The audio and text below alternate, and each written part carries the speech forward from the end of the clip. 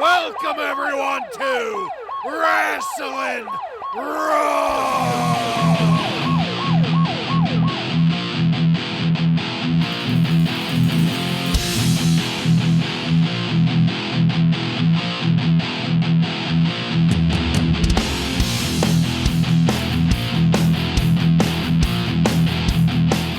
All right, you're listening to Wrasslin' Raw, the podcast that takes you back to when the new generation took over the WWF.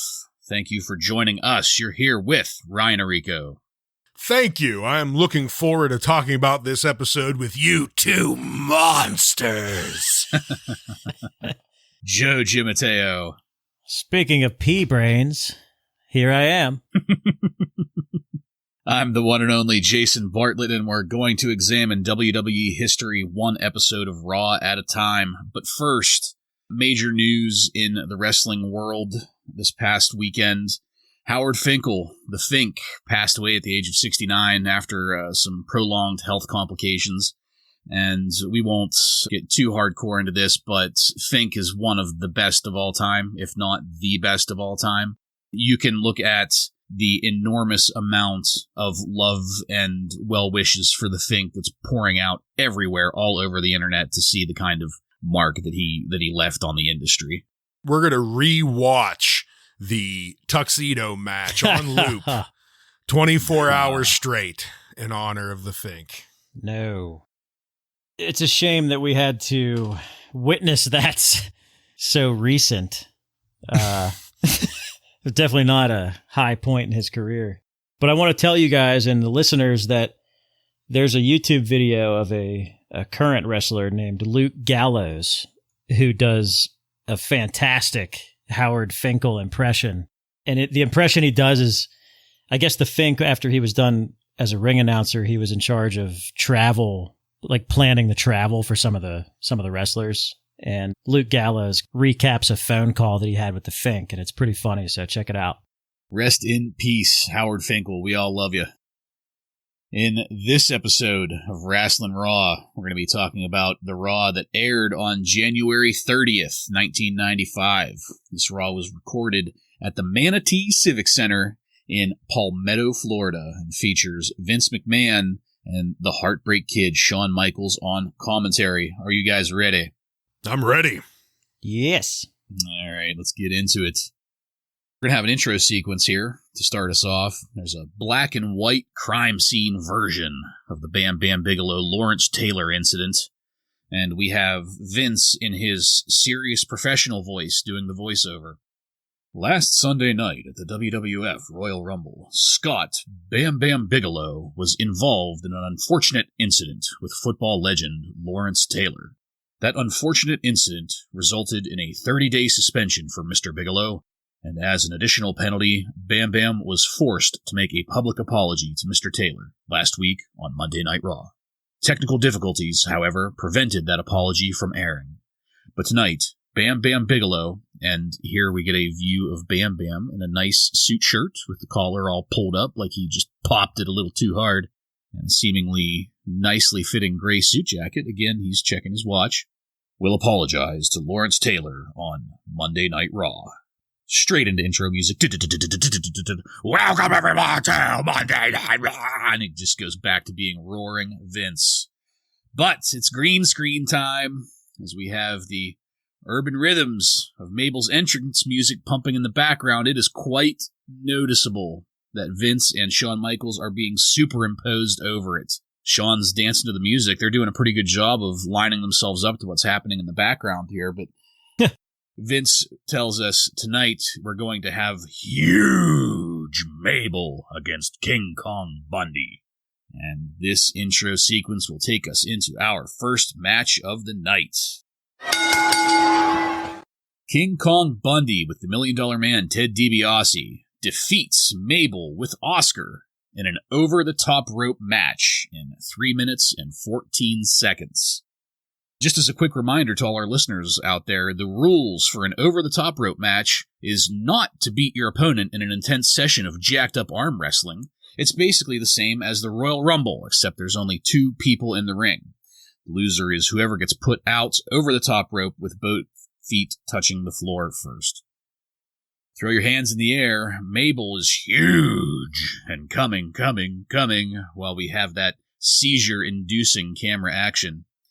I had to note here, Mabel seems really awkward getting the crowd going and trying to generate energy. I'm not saying that this is the case, but he almost seems somewhat bashful. Like he's kind of like, oh, this is kind of cool while he's doing it. He's not like amped up like most wrestlers are. Next up, the 80s special King Kong Bundy with the $1 Million Man. And you can see Bundy calling Mabel boy repeatedly. The $1 Million Man gets on the mic, and I'm not sure what all he says because Vince McMahon makes a point of talking over all of it. I'm not sure who is the bigger monster here. Mabel carries his weight in his ass, while Bundy carries it in that spare tire around his neck, so it's hard to compare them. So far, this is after 30 seconds into the match, there's been half a dozen attempts at getting one or the other over the top rope. And that's going to summarize the action pretty succinctly here, I think. The entirety of this 3-minute and 14-second match is back and forth across the ring with maybe a punch or two or a very slow corner splash thrown in there and trying to get one or the other over the top rope. These guys are slow as hell. Mabel more so than Bundy. I'm pretty sure Oscar really is Beetlejuice from the Howard Stern show before all that microcephaly happened. But wait, as Bundy is trying to tip Mabel over the top rope for the 40th time, in comes Tatanka and IRS to give him a hand, ultimately getting Mabel over and winning the match. Mo and Lex Luger come down about 10 seconds after Mabel has been tossed over the top rope and stand there impotently, utterly and completely useless. As the $1 Million Corporation exits up the entryway, we get a good view of King Kong Bundy's underbite clicking away as he trundles out. Ryan, please get us started on this match. Just to start, I'm completely on board with you and Joe at this point. The music, that's all I could think of. It sounded so tinny, like it was recorded on an 80s tape recorder in someone's bathroom. It just sounds really dated, and once it's pointed out, it's hard not to notice now. I also had to notice Bundy, when he first got in the ring, he starts making the motion of throwing someone out of the ring, and I couldn't help but notice how similar it looked to Duke the Dumpster's motion that he makes for the trash compactor. I was laughing over that. It was also kind of funny right after Vince just got done explaining the rules, and you, Bartlett, mentioned he talks over the $1 Million Man, but it's because the $1 Million Man is basically explaining exactly what Vince just explains. I don't think it was supposed to happen because Vince seemed pissed off about it. And then the match actually starts, and it's terrible as expected. When you get these two just lumps of blubbery shit in the ring, what do you expect? Come on. They're both terrible. King Kong Bundy at one time, years and years, a decade ago, was somewhat entertaining. Mabel has never been entertaining. How was this match ever going to work as an anchor match is beyond me. The only thing of real note here is Vince McMahon. Complete 180 from last week on Shawn Michaels. He's now giving him credit, talking up his athleticism for keeping his feet from hitting the floor at the Royal Rumble, but last week he was calling him a cheater. Not very consistent there. Again, Mabel tries that Bam Bam style beautiful enziguri, but his is horrendous and slow. So stop trying to be Bam Bam, Mabel. You're nothing like him. You know, it's a good thing that some of the commentary was at least a little bit entertaining, because this match was not. Before I get into the pathetic, putrid match, back to the Bam Bam intro, Vince 2 weeks in a row now, using Scott Bigelow, breaking kayfabe, which I thought was pretty interesting, using his real name. That was to lend to the seriousness of the situation. That's right. On to the Blubber Boys. Like you mentioned, Ryan, I have such a hard-on for Mabel's music. Just the whole situation. the music itself is not really that terrible. It's the rapping that's so bad. And then when Shawn Michaels is talking, I couldn't hear a word he was saying because they had it like overlapped with Oscar's rapping. I was trying to hear what he was saying, but I couldn't. As far as the match goes, I mean, both guys are just spending the entire time near the ropes. You can't even call this a match. The insecurity by Mabel, Ryan, like you mentioned, it's just fucking terrible. And he should stop doing it. Yeah, it's like the second or third time he's tried to pull that off. Yeah, I think he tries to do it in every match, maybe. Fails every single time. Yeah. It's not even close. No. It's like 6 feet away from every guy's head. And how could you be that far away on a monster like Bundy? My last comment is that the whole thing at the end, Oscar is so useless, he doesn't come in to help. And Mo is such a jobber. He comes out, he's in full wrestling gear. Why doesn't he just come out with Mabel to like at the beginning of the match and just be at ringside? Mo is so useless. My God. So let's throw Luger in there with him. Yeah. Yeah, they'd be a good tag team. Not to get too in the future, but you guys are going to enjoy next week. So I agree with you guys absolutely on all of this. This was ridiculous. It was really, yeah. You know, Ryan, you put a good point on it. It was really disappointing as an anchor match. This is the kind of bullshit gimmick match that we've expected as like the closer. I hate that, but I also liked it because I liked that we got it over with. Yeah, but at the same time, this is our superstar match also, with the exception of the championship match, you know, the championship replay here that we get later on. Not to show my hand too much, I kind of like what Joe says here because I think after this match is out of the way, it kind of goes along pretty good after that. Yeah. Okay. I'll definitely give that to you. It was certainly, well, again, not to, like you say, Ryan, not to be too obvious about things, but it certainly was a low point. That's for sure. We'll move it along here, though, to the much anticipated Bam Bam Bigelow apology. We're going to take you now to Bam Bam Bigelow. And Bam Bam is there in all of his pseudo-professional glory, looking like he's about to try to sell you a meat subscription service. Before we get to that, though, Vince wants to go back to the events of the Royal Rumble and humiliate the shit out of Bam Bam first. Bam Bam interrupts Vince with, "You really know how to stick a guy in the ribs. Listen, it was the greatest day in the kid's life. Every dog has its day. I'll give it to him. He beat Bam Bam Bigelow." To which Vince responds, "All right, fine," and then goes right back on humiliating the shit out of Bam Bam Bigelow. Bam Bam starts to address the point Vince is making about being left behind by the $1 Million Corporation.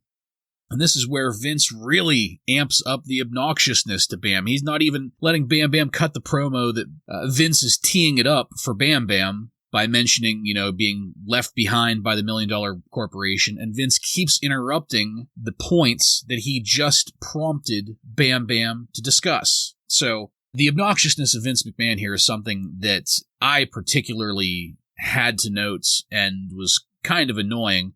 But that being said, it made it all the more better because I was getting pissed off on Bam Bam's behalf, and Bam Bam finally has had enough of this shit and starts unloading with a legit promo, pouring out what feels like genuine frustration. I can't even quote it here. It was fantastic. Don't get me wrong. The fact that I'm not quoting it is because I would never be able to do it justice. It was a great, pissed off Bam Bam Bigelow. And after his little promo, Vince says, "You're challenging Lawrence Taylor?" Bam Bam answers with, "Any time, any place." Joe, what did you think of this apology promo sequence? Well, you threw in a nice opportunity for a Butcher Box sponsorship there. Did you guys ever see the interview with Vince McMahon in 2001 with Bob Costas? Yes. Okay. Yeah.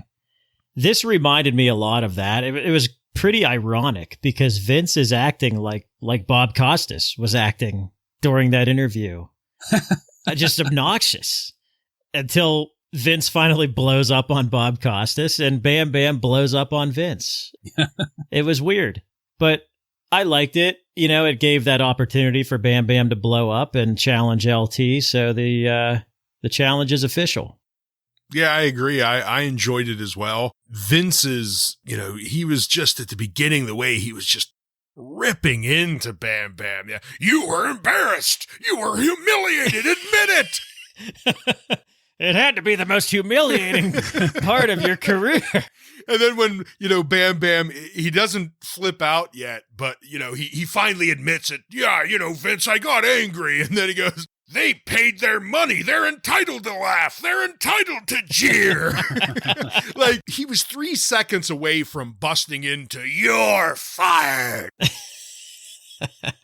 It was kind of funny. And I think that was the point, is let's just keep on cutting off Bam Bam. And then, yeah, when Bam Bam flipped his lid, it was beautiful. That was a hell of a promo. And he even threw in the classic anytime, any place at the end. Just, I loved it. Yeah, I am very, very up on this whole thing. Well, I've said it in past episodes. I love this whole story. I love all of it. So it's no surprise that I was a mark for this.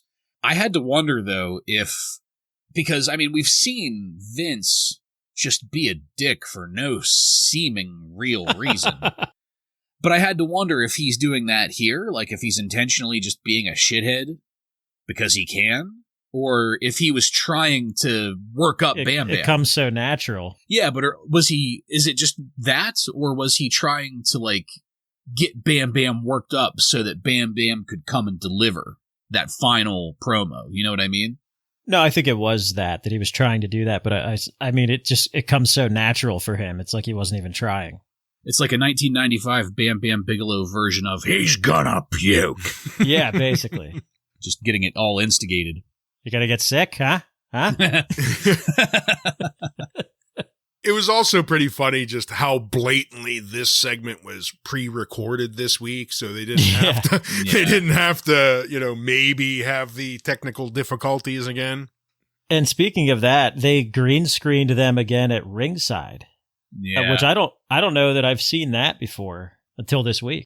Yeah. So speaking of, since you bring it up, we're gonna move from this apology promo sequence back to ringside, and yeah, production is getting a lot more creative here now that they're trying to superimpose Vince and Sean in front of the crowd, but the perspective is off just enough that you can tell they aren't really there. Not to mention later on in the episode, there's some wide-angle views where you can tell that there's nobody next to Spanish Announce.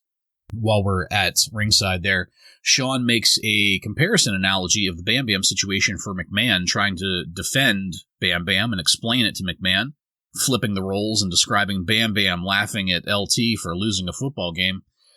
Sean does a pretty decent job of making the case for Bam Bam, I feel. Just real quick, guys, Ryan and Joe, what did you guys think? He makes a good case, but the moral idea behind Vince's thing is always going to take the win, and that he should have took the high ground. He's a paying customer, and walk away. Yeah. Sean is sort of still being a heel, but he's in a weird transition period here where he's kind of transitioning into a babyface here slowly.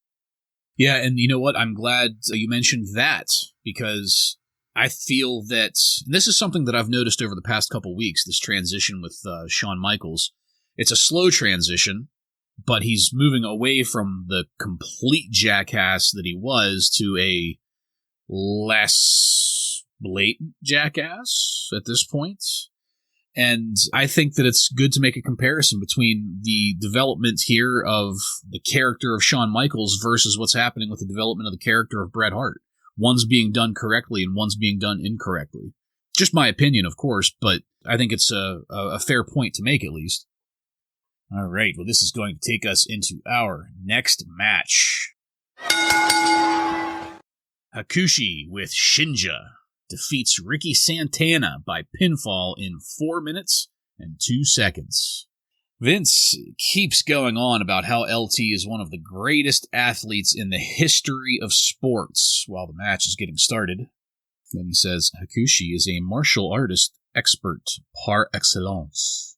Hakushi is looking pretty good here, moving quickly. Working a little stiff maybe, but still looking good. I have no idea what to think or say about Shinja and what he's doing here. That is not a negative statement by any means. That is true neutral there. I have no idea what to think about the guy. The banter between Vince and Sean is really distracting to me throughout this entire match because I wanted to be focused on Hakushi. Hakushi was doing some really decent work here and making Ricky Santana kind of look like a lump of hot garbage. But in all fairness, Santana isn't all that bad here either. He does a decent enough job of being a jobber, keeping up with a superstar. Finally, in the end, Hakushi gives us an acrobatic flip sequence into a splash of sorts to get the 3 count. And there's a spectacle of Hakushi bowing as we exit to commercial. Ryan, what did you think of this match? You know, it wasn't anything special, but for a debut for Hakushi, it wasn't too bad. Outside of the annoyance of Vince and Sean talking through most of it, it wasn't anywhere close to last week where we get a phone call from Piper and we're just going to completely ignore it 100%. It's nothing like that, but it is a bit distracting as Michael starts comparing himself to Steve Young and bringing in the new generation and all of that stuff, you know, and they just kind of ignore the match, which sometimes it makes sense, but if you're trying to debut a new wrestler, why are you ignoring his match? Because it wasn't a bad match. Hakushi did some nice looking high flying moves, and Rick Santana, although a little bit flabby, you know, he doesn't have the body of a superstar, but he's a pretty good wrestler. He's a good jobber. He did a sufficient job in there. So it wasn't quite a Henry Godwinn debut, but it was a decent debut. Santana, you mentioned he's flabby. He kind of looks like an older, out of shape honky tonk man a little bit. Yes. Yes. Ryan, you must have been so thrilled with Hakushi's debut. This is his second match that we've seen. Oh, is it? So you must have been so thrilled with his shitty debut. Oh, I'm sorry. What was that, a couple weeks ago, maybe? Yeah, it was Damn. it was the week before Royal Rumble, I think, and it was one of those like 1 minute, 20-second squash Oh, matches. you are? Yeah. And they completely ignored it too. Yeah. That one as well. That was with Matt Hardy, I think. Maybe. Yeah, sorry. No, it's nobody can blame you for getting that match, believe me. No. My thoughts on Hakushi right now is like, his wrestling skills are okay. I'm just not really buying him as a legit heel right now. Like they're acting like this guy's a heel, but he has no heat at all. Like, what has he done that I should be scared of this guy? Other than he just has a bunch of tattoos and looks weird. That's really all I have noted, other than they call him a martial art expert. So what the fuck? Why not have the big match versus Kwang? Yeah, really. Speaking of the martial art expert Kwang, there's a point towards the end where Hakushi lands a drop kick, and Vince says that this drop kick reminds me of another superstar, and I think he's going to say Kwang, but then he says Bob Sparkplug Holly. Yeah. I don't see Hakushi running into any walls. No. Joe, what's making you say that they're putting him over as a heel? And keep in mind, I mean, I don't pay as much attention to commentary as I do to the action in the ring, like whenever I'm doing my notes and stuff. So it's definitely possible I might have missed stuff, but I'm confused on what Hakushi is supposed to be, whether babyface or heel, because it doesn't seem like they've tried to develop any kind of anything with him at all. I thought you were going to ask me what makes me think that Santana looks like an old, out-of-shape honky-tonk man. No, that's blatantly obvious there. I don't know if there's anything in particular. I guess his behavior a little bit. And demeanor. Yeah. Okay. And coming out with Shinja, like you mentioned with him too, I'm not sure what he's there for. I guess a mouthpiece, but we haven't heard him talk at all. I didn't really know if he was a heel or not either, but I can see what you mean. Almost like The Undertaker, you would just assume he's a heel based on how he looks and acts. Yeah. But, you know, obviously he became such a big star, he's a babyface, but you would assume he's a heel. Yeah, and he's not like celebrating a win like a babyface would. Right. You know? Okay. Yeah, fair points all. To summarize what I've seen of Hakushi, I've seen 2 matches, the first of which doesn't really count. We saw 2 debut vignette promo thingies leading into it, but those were just Hakushi with a cloudy sky. There was no indication of whether that's a good thing or a bad thing. The only thing that I know for sure so far is that they've maintained this fucking Lord Raiden thing because his entrance is the sound of a thunderstorm. Like that, I can't get away from that with him. He wears the fucking hat and comes out to the sound of thunder and lightning and shit, and it's like you're ripping off Raiden here. If only he could take on a wrestler called Highlander. Well, we're going to return from the commercial break, and here's that Encore Plus that was talked about last week. Joe, you brought it up here on Wrasslin Raw. There's a description of the Bret Hart Diesel match. Vince breaks down the ending of the match, and then he does the Intercontinental match, where the roadie hobbles Razor for Double J, IRS taking on The Undertaker, and the repossession of the urn, the events of the Royal Rumble, and finally Pam Anderson on the arm of the Heartbreak Kid. So far, this is not taking into account later on, but so far, Joe, I didn't hear anything here that would designate this as a plus. Did you? I mean, no, but to give it away later, it sounds like it's just hosted by Rowdy Roddy Piper, right? Yeah, that's what I gathered later. Yeah, that's kind of what I thought too. It was basically going to be a clip show. Honestly, like, who the fuck would buy this? They just recapped the entire event again. And they'll do it again later on. Yeah. Was Petting Zoo sick this week? Because do we see him at all? And Vince gave us this recap. That's right. And yeah. I'd like to point out it was much, much better of a recap with Vince doing it instead of Petting Zoo. Don't look a gift horse in the mouth here. We'll just we're just going to be happy that there's no reports of any kind, no Petting Zoo, and move it along from there. Ladies and gentlemen, Stephanie YN.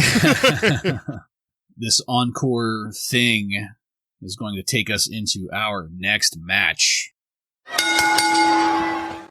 Aldo Montoya, the Portuguese Man of War, defeats David Sierra by pinfall in 1 minute and 59 seconds. And David Sierra is our Jobber of the Week. Take it, Ryan. Thank you, Jason. David Sierra is this week's Jobber. David was born David Canal on July 27th, 1960 in Havana, Cuba. Though born in Cuba, David's family moved to Tampa, Florida when he was just 1 year old. David trained under Hiro Matsuda and made his in-ring debut in 1978. He has wrestled under the names Our Man in Havana, The Bloodthirsty Cuban, El Cubanismo, Especialata 2, The Boracuda, Oh my God. El Cubano, The Assassin, The Cuban Assassin, The Destroyer, David Peterson. Holy shit. David Peterson. David Peterson, yeah. Fidel Sierra, and David Sierra. Oh, man. Jeez. A lot of David's early work was for small independent promotions, and information, especially about exact dates and places, are a bit sparse. But in 1985, he began working for Puerto Rico's World Wrestling Council, or the WWC. He would remain working for the WWC for the rest of his career, right up until the mid-2000s as a wrestler or backstage worker, while also wrestling for other promotions around the world. Outside of the WWC, during the 80s and 90s, he wrestled for Mid-Atlantic Championship Wrestling for the Crockett family, as well as Stampede Wrestling in Canada and the NWA and WCW. His most memorable match during this time was when he faced Ric Flair. The match ended in a draw after 60 minutes. In 1994, while at WCW, he started a feud with Jim Duggan. David was using the ring name Fidel Sierra, and And they were using the international tensions between the United States and Cuba as fuel for the feud. You say that was WCW? Yes, WCW. During this time in WCW, David would also regularly team with a jobber we just saw earlier in the night, Ricky Santana.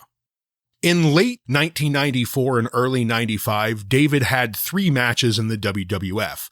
Outside of this singles match that we're covering today, he teamed up with Barry Horowitz for 2 jobber tag matches against the teams of the 1-2-3 Kid and Marty Jannetty and Men on a Mission, of course losing both.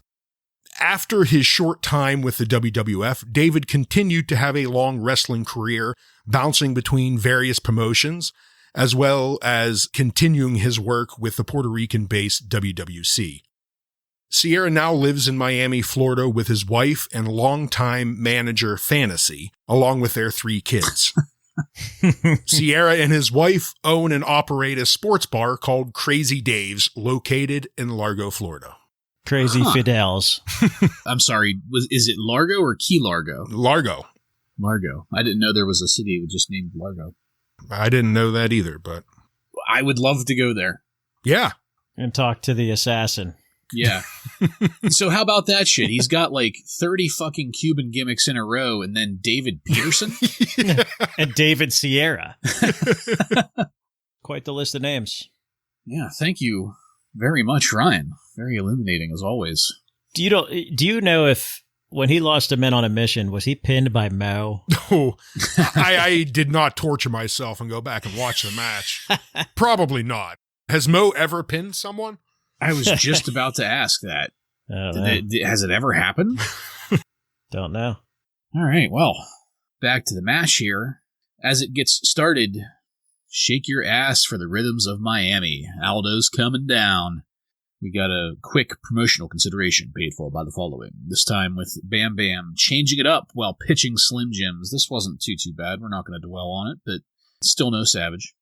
Back in the match, Aldo Montoya's outfit makes him look like a pack of Fruit Stripe gum as he attempts a high-flying maneuver and lands it over the top rope on David Sierra on the outside. Aldo seems to be going for the extremely high-energy approach, and meanwhile, David Sierra is just kind of there. He can't quite keep up with Aldo's energy. He's not doing bad, he's just not keeping up with Aldo. There's a punching contest that ends with Sierra up on the top rope, where Aldo slowly walks over and catches him, and then gives him a super body drop from the top. Aldo spends most of his time in this match adjusting his mask, and I can't blame him. The thing doesn't fit well at all and is probably a bitch to wear in the ring.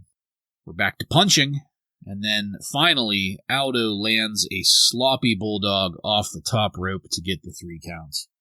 Ryan, what did you think of this minute 59-second match? Yeah, every time we've seen the Man O' War, it's just always kind of an okay match. There's nothing ever really that he has a lot of energy and everything is okay. There's just nothing that really steals the show. That doesn't really change here.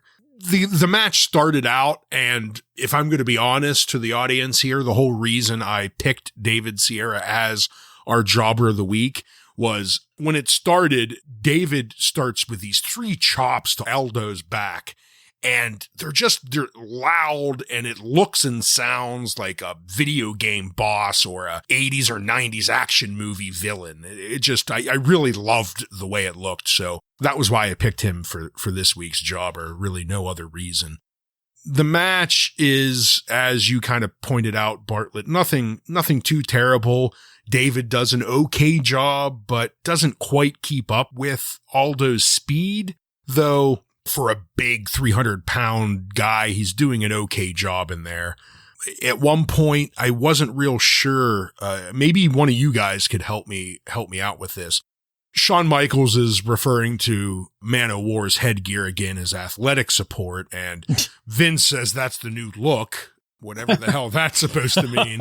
But then Shawn says Kathy Lee Gifford is going to make that part of her new wardrobe. At this time, was she known for wearing odd things, or I don't know?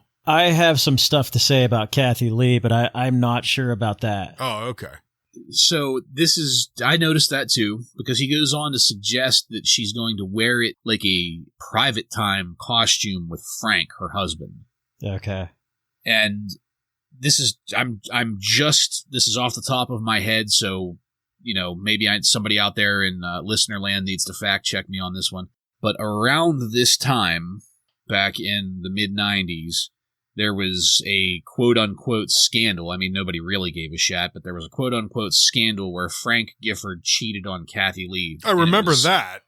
It was in the news. It's the kind of topical shit that they would bring up during this era, the kind of shit that's in the news that they would talk about. That's the only thing that I can think of is her wearing this for Frank in the bedroom because of that or something. I really don't know, but it was definitely weird and out of place. Yeah, it just seemed like it was just thrown in there for no reason. But the only other thing I'm going to point out is I also loved David Sierra's loud grunting every time he got hit or threw a punch. It was very similar to last week, you, Bartlett, noticing Gangrel shrieking every time.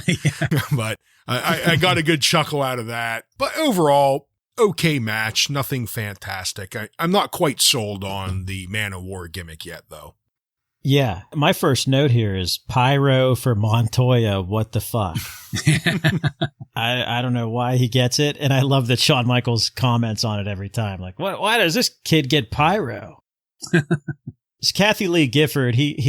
Shawn Michaels mentions that she was booed at the Super Bowl. So I had to look that up, and I watched her sing the national anthem, and it's Frank Gifford announcing.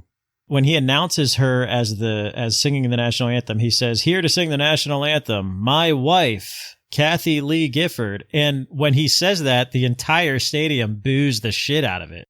So I don't know why. This was definitely before her scandal with the clothing sweatshops.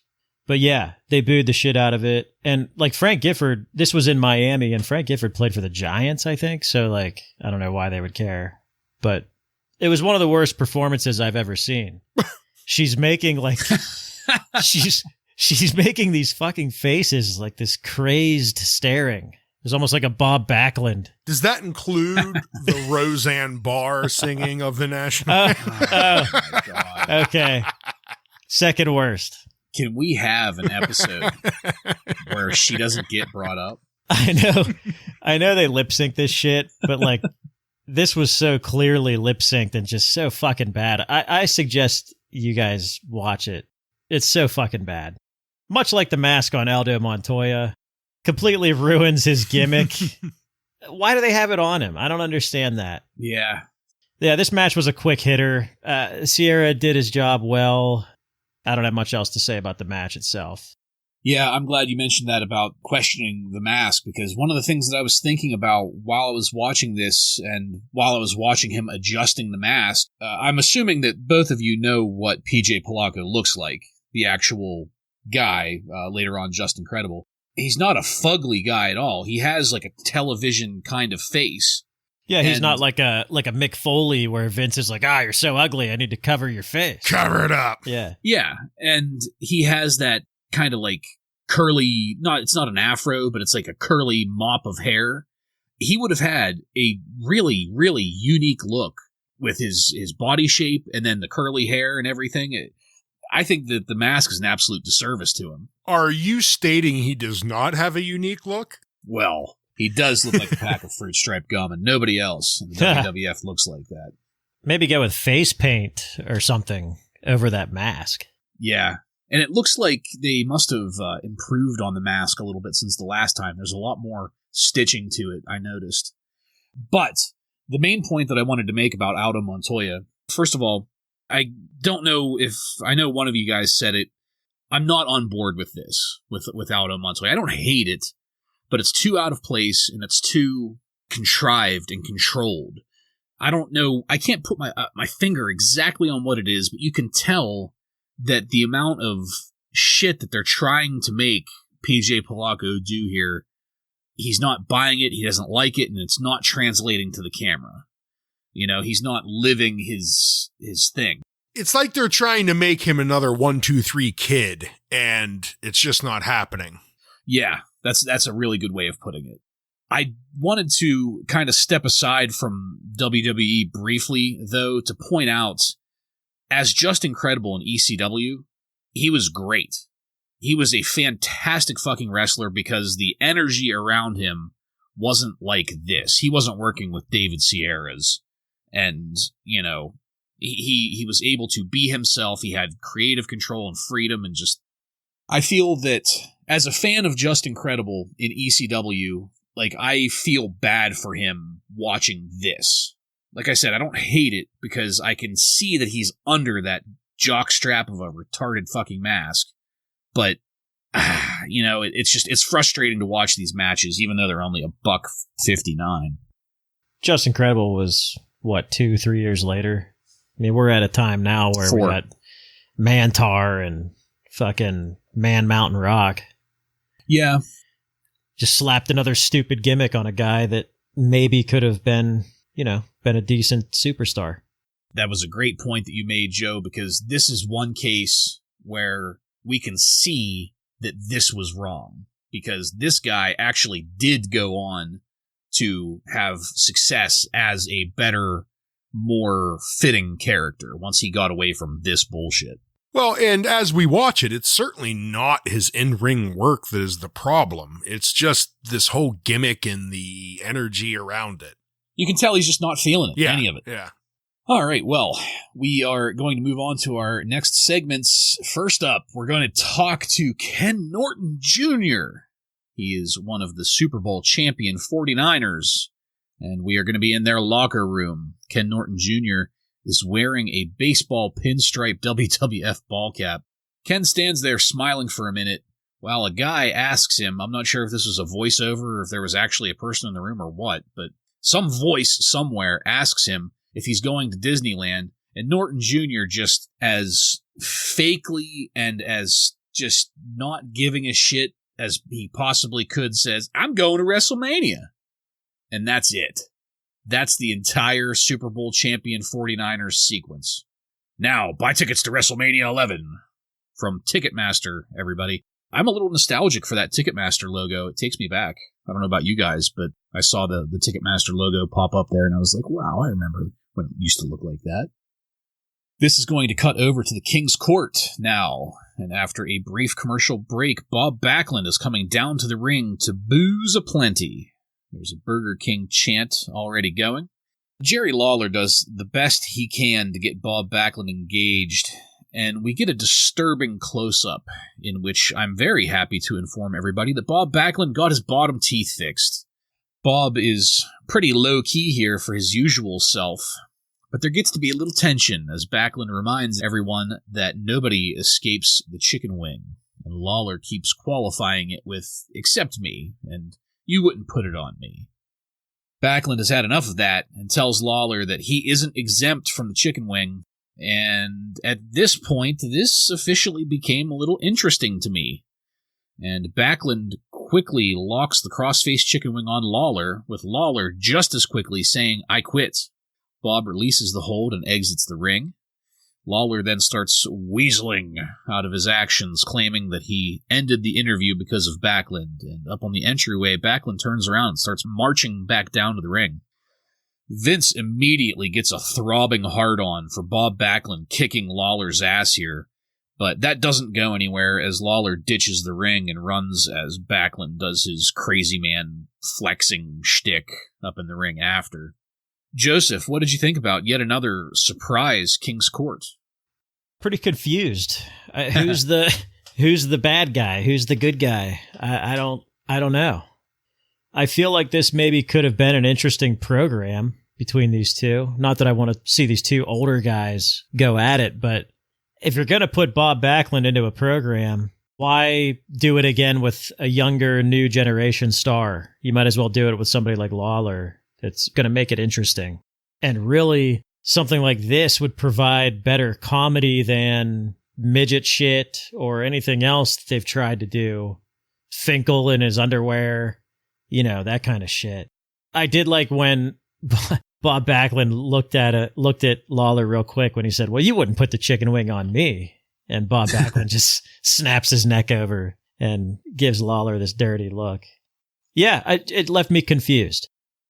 You know, it's Bob Backlund, and I've never been too big on Bob Backlund, and these King's Court, they always really hinge on the guest. Jerry could do his best to try and get the crowd riled up, but ultimately, if the guest is a wet fish, then it's going to be a bad segment. And yeah, confusion is probably a good word for it. I wasn't exactly sure what they're trying to do with Backlund, and now he's feuding with another heel. Thankfully, it was short. So this is funny because the tables are turned. I was not confused by this at all. Usually I'm the lone asshole that's confused about things. That's not to say that this makes sense. It doesn't. But it didn't confuse me. I was a little bit excited and interested, and Joe, you pretty much nailed why that is for me. Part of my problem with what Backlund and Lawler both actually have been doing recently, or quasi-recently, we'll say within the past 6 months, part of the reason that it's been bad, it's been because they've been mixed up with new generation wrestlers. And if we're going to have Backlund around, then I'd much prefer to see him in a match that isn't automatically going to be shitty any more than it will anyway. But I feel that Backlund could have the best possible match that he could have with somebody of his generation, such as Lawler. And you know, we always talk about how great Lawler is on the mic. Lawler's a fantastic wrestler, too. And again, I mean, I know we've had some kind of lackluster showings from Backlund over the past 6 months, but if there's anybody that could get a good match out of him at this point, it's going to be Jerry Lawler. It's not that I want to see a full-blown Backlund program. I would just like to see one match where these two go at it in the old style and get the best match they can out of each other, and then we can go back to seeing Backlund maybe like a month every 2 months, something like that, you know? I think they would work very well together, and I hope that we get at least one or maybe two matches out of this. Any more than two will definitely be pushing it. That's all I really wanted to say about it. I'm kind of excited about what might happen here. Usually, King's Court is setting up feuds or perpetuating feuds, and it looks like we might have gotten one set up. All right, we're going to move it to a Royal Rumble Encore Plus commercial. Pamela Anderson starts this off by saying, "It's great to be a part of the new WWF generation." And as the voiceover guy, not Petting Zoo, recaps the Rumble, I finally found out here what Encore Plus means, as it's revealed here that Roddy Piper will be there somehow in some capacity. They haven't quite defined it just yet. I'm assuming that he's going to be a green screen superimposed commentator because they really seem to be latching on to that technology over the course of these episodes here. There's going to be the bottom line from Roddy Piper and thousands of his friends. No clue what the fuck that means. And a special interview with Shawn Michaels. Just real briefly here, guys. First Ryan, then Joe. If you hadn't already seen the Royal Rumble, would this new additional content persuade you to purchase the Encore? For the second or third time after they gave me a complete rundown as what happened, no, I don't think it would have compelled me to order. Yeah, I agree. This is clearly targeted towards people that just throw their money at every wrestling event they possibly can. Yep, completely agree. How weird. How very un-Vince-like to give it 2 weeks. You know, not just 1 week of pitching the Encore and doing the brief recaps that Petting Zoo would usually do, but 2 weeks of recapping it, so now everybody really has had a chance to find out what happened. And the only way to spice it up is with green screen, well, I'm assuming green screen Roddy Piper and an interview with Shawn Michaels. We basically get an interview with Shawn Michaels every fucking week whenever he's on commentary, so yeah, it wasn't selling me at all. This is going to take us into our next match. The Smoking Guns defeat the 1-2-3 Kid and Bob Holly by default, I guess, in 8 minutes and 37 seconds to retain the WWF Tag Team Championship.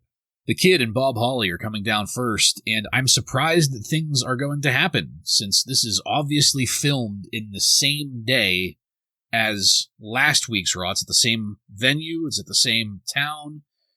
The way that they do things, this was filmed in the same day as last week's Raw. And if you guys and our listeners will remember, last week, Bob Holly got his bell rung pretty fucking good. So, whenever this match started, I'm watching out for signs of major head trauma from Bob Holly here.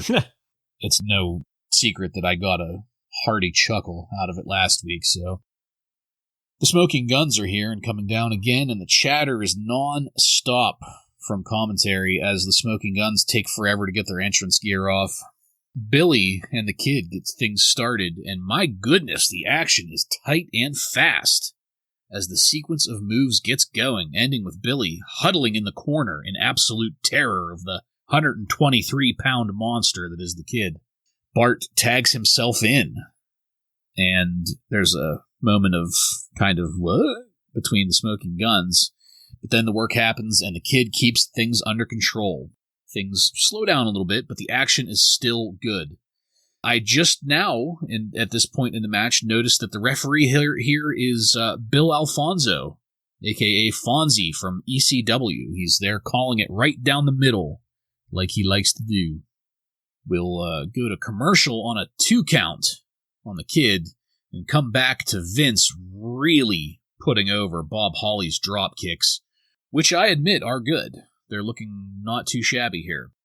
So far, no signs of brain damage from Bob Holly. And as a matter of fact, this match has nothing wrong with it at all.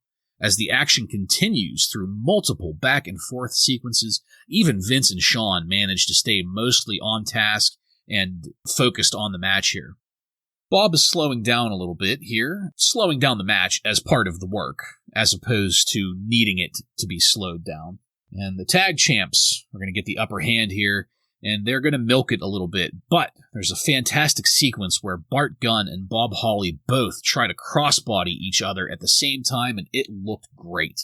Finally, Bob is able to get the Kid back into the ring, and the speed amps up again. The Kid is a firecracker. He's a firecracker until, that is, he goes to the top rope to land a move, misses as Bart dodges him, and then lays in the ring convulsing. Billy has been tagged in, but refuses to engage the Kid at all. We get a close-up of the Kid's face as the Kid's eyes are rolling around in his head. Bob Holly comes in to see what's up. Billy is standing there concerned. Officials have been called for, and the ring announcer lets us know that the Smoking Guns have been declared the winners here. We'll have a quick commercial break, the same Bam Bam Slim Jim commercial as earlier, before coming back. The Kid hasn't been moved. We've got a police officer in the ring calling for people on his walkie-talkie.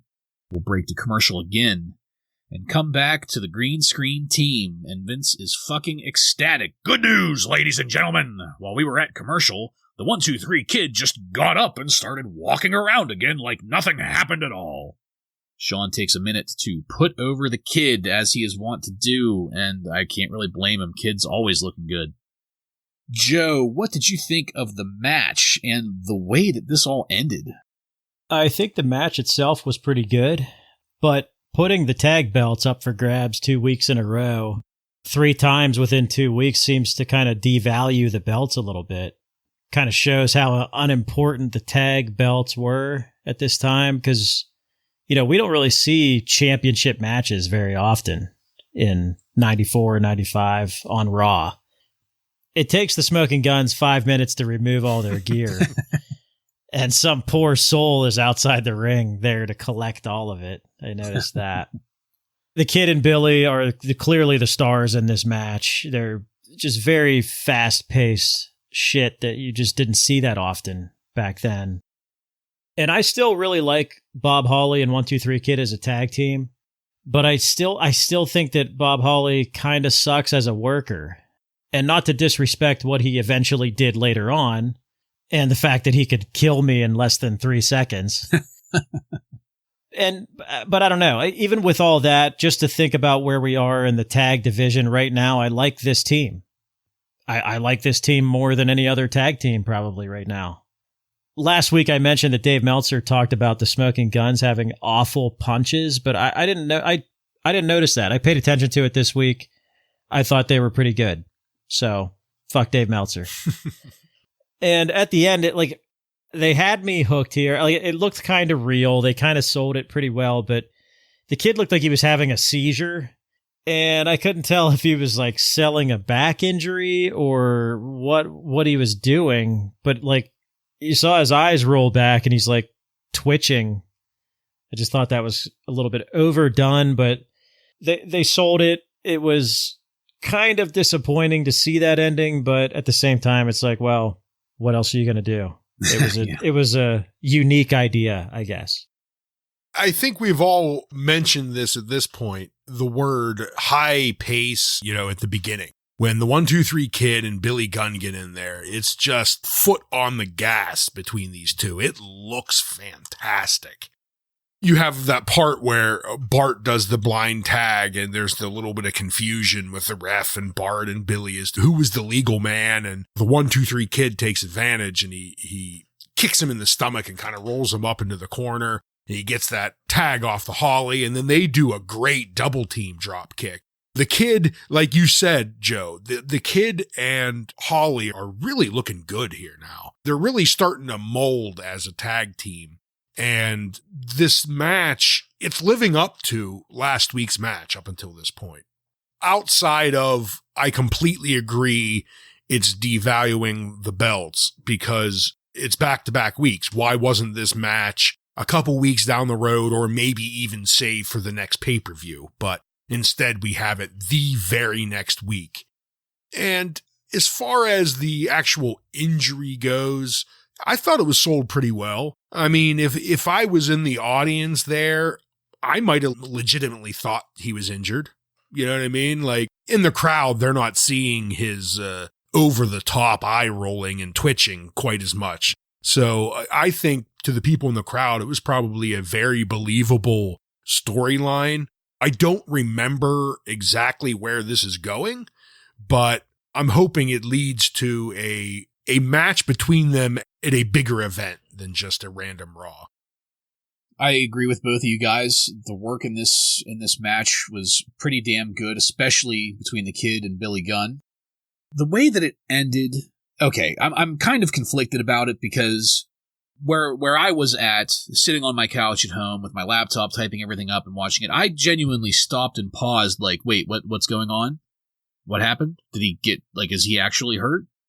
The way that, not the Kid, but the way that the ref, Billy Gunn, and Bob Holly were selling this, it had me going there for a minute. And then once they got the close-up on the Kid, then I was like, oh, okay.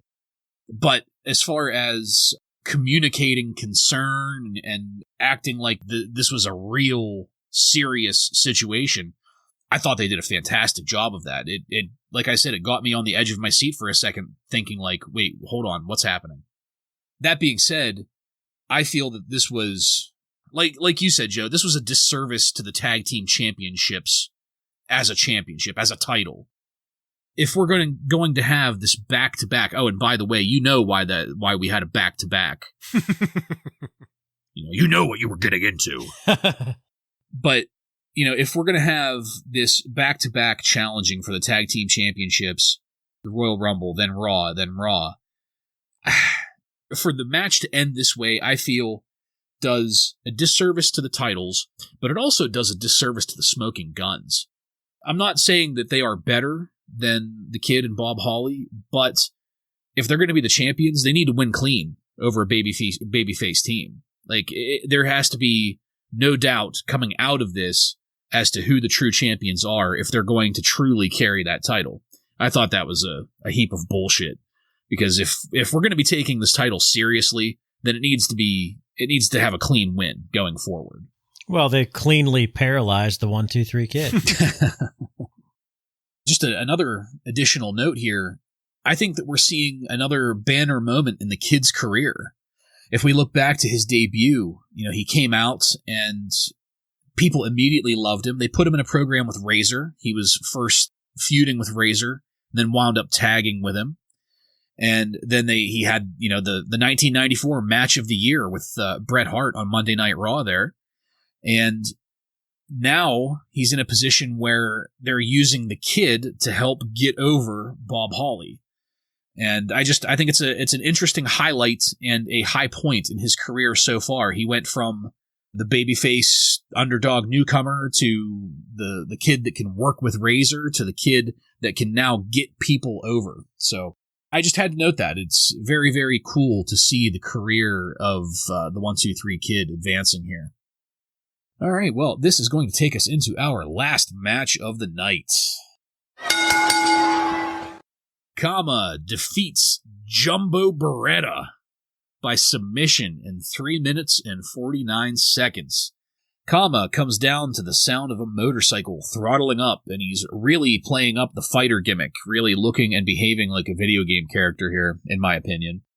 Jumbo is already in the ring, and let me tell you, folks, it is not just a clever name. This is Kama's Monday Night Raw debut, and he's looking good. I'm looking forward already to a non-jobber match from him in the future. Jumbo's baloney nipples keep falling out of his tights, and I'm quite disgusted by this guy. He makes me wish he was Bastion Booger. Kama continues to look great in this, and Jumbo continues to look like a sack of shit. I mean that in the most loving way possible, because I was genuinely entertained by this guy just because of the kind of ridiculous nature of him. He wasn't that great of a wrestler, but he just made for a spectacle in the ring to watch. Kama has maintained some of his Papa Shango mannerisms. Whenever he's getting Jumbo in holds, Kama's looking around at the ring, trying to draw excitement through gestures that just don't seem to really fit his gimmick. And it shows. The crowd doesn't really give a shit about Kama. And after a pretty decent-looking body slam, Kama actually gets some boos.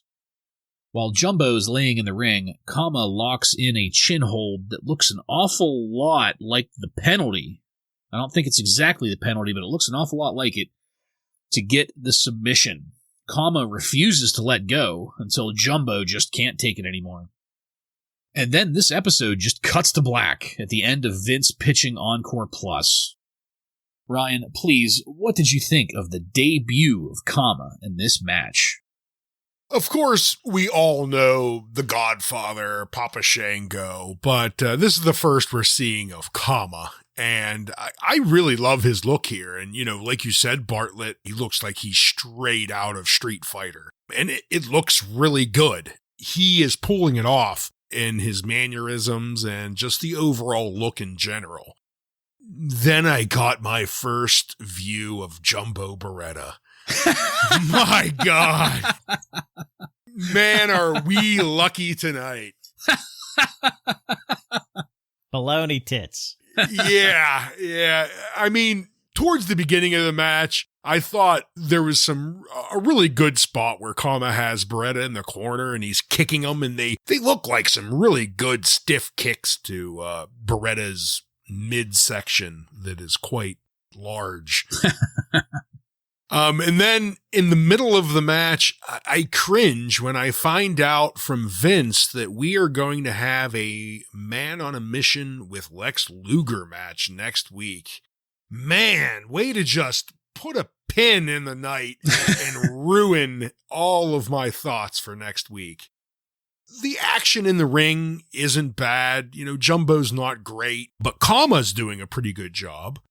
And to get back to Jumbo, he's better than like a Mabel or King Kong Bundy. So, I mean, why do they push these people, but they don't push him? Maybe it's because he can't keep his tits from flopping out. I mean, someone really needed to get this man a man's ear, because that singlet made it worse. Yeah. The singlet was like a push-up bra. Yeah, it didn't work out for him very well. And then Kama does some power moves on this like 500, 600, 700 pound guy, including a belly to belly that isn't too bad. Yeah. And then the submission. So I know the crowd wasn't super into it, and Jumbo Beretta, I would have thought would have got them excited, but I thought Kama looked perfectly fine. I'm not sure what they were booing about. Yeah, that belly to belly, Vince completely lost his shit Wow. on that. To do that to a guy that size. Kama, I like Kama's music. I'm not sure it fits 1995. It kind of sounds like an 80s action movie music. So I personally like it. Jumbo Beretta, I don't have anything to say that wasn't already said. As far as Kama, like I mentioned a week or two ago that Meltzer was confused as to whether Kama is a face or a heel, and I kind of feel the same way right now. Just in his debut, it's hard to tell. Is this guy a face or a heel? We have no idea. You guys are making a lot of comparisons to video game character, and I see that for sure. But this is also a time where UFC is in its very early stages, and he's sort of like kind of going for that UFC fighter look. Yeah. And clearly trying to play off of that legit fighter character. I'm not sure if Charles White, the guy that is Kama, I think he might be a fighter or a boxer or do MMA or something. I'm not real sure. But yeah, you guys mentioned the crowd is silent. They don't give a shit about this match at all. I thought the chin lock submission at the end there was pretty interesting. Even though the crowd didn't give a shit about Kama, I am looking forward to seeing more of him. Yeah, we're all in agreement on this one, and I certainly would like to see Kama in a non-jobber match with somebody that can go toe-to-toe with him. Jumbo was just a delight. I enjoyed this match. I did too, yeah. I wasn't asking for much out of it, but, I got more than I expected. That's for sure. And as far as the crowd goes, I just don't know what was going on there. And you can see it. You can see Kama, using his facial expressions and trying to get people to do something. And it wasn't happening. He got boos, and it's like, and they were like half-hearted boos. Nobody really gave a shit. But as I said in my breakdown there, this is the end of the episode. We just cut to black at the end of this match. So we're just going to move it to highlights and lowlights.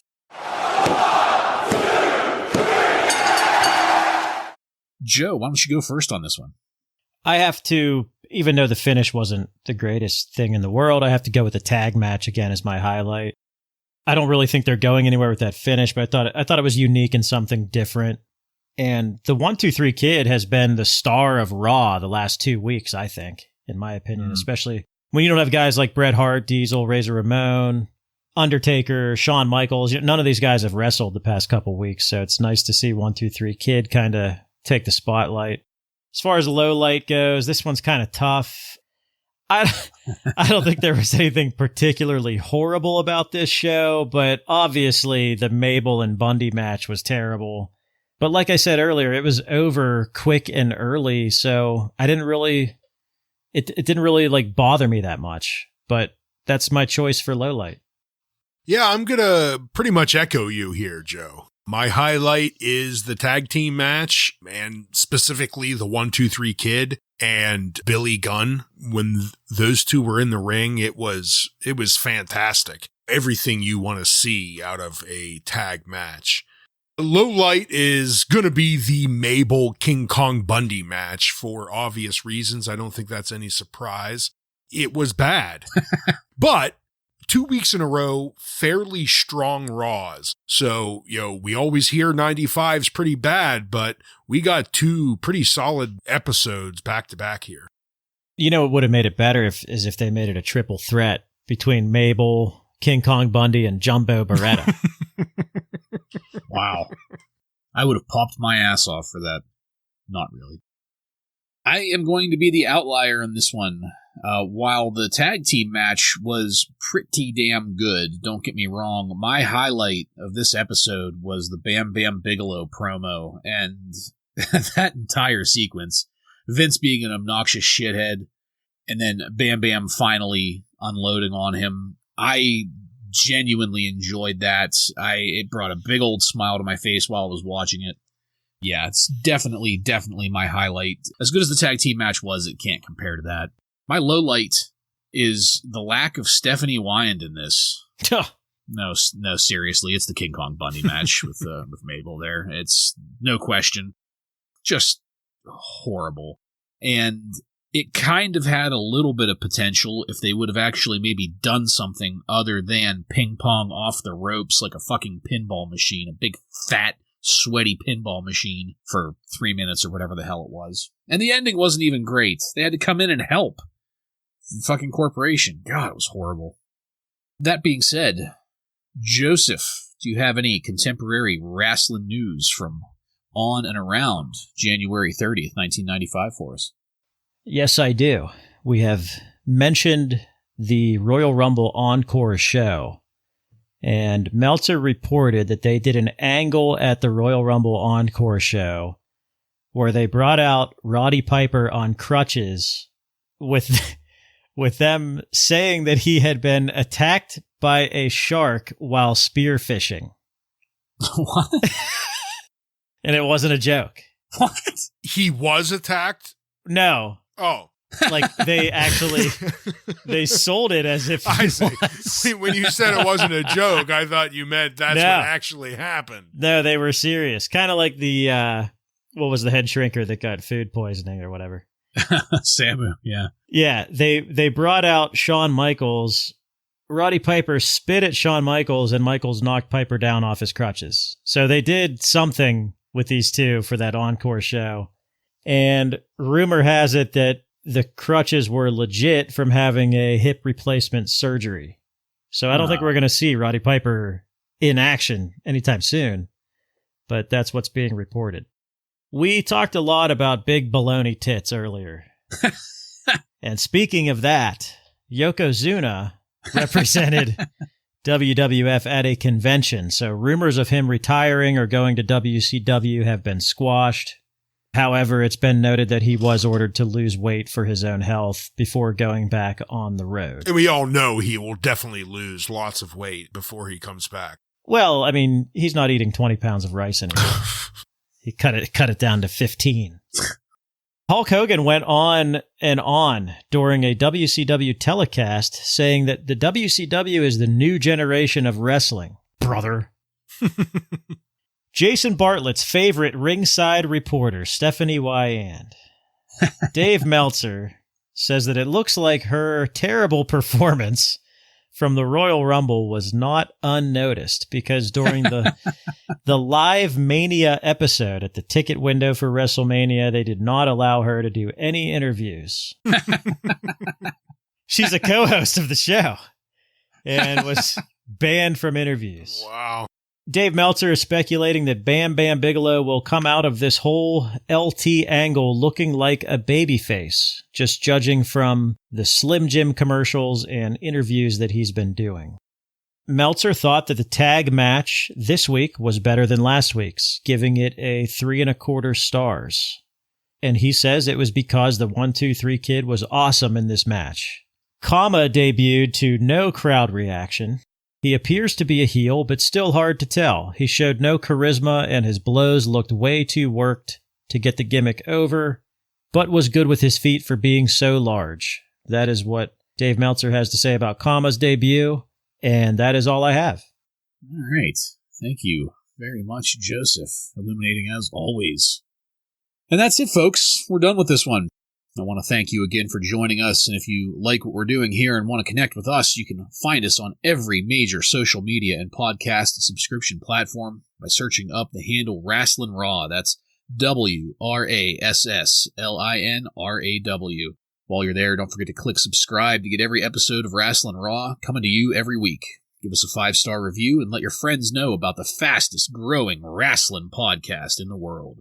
Next week on Wrasslin Raw, we're going to be taking a look at the Raw that aired on February 6th, 1995, with matches featuring Man Mountain Rock, Bill Weaver, and many more.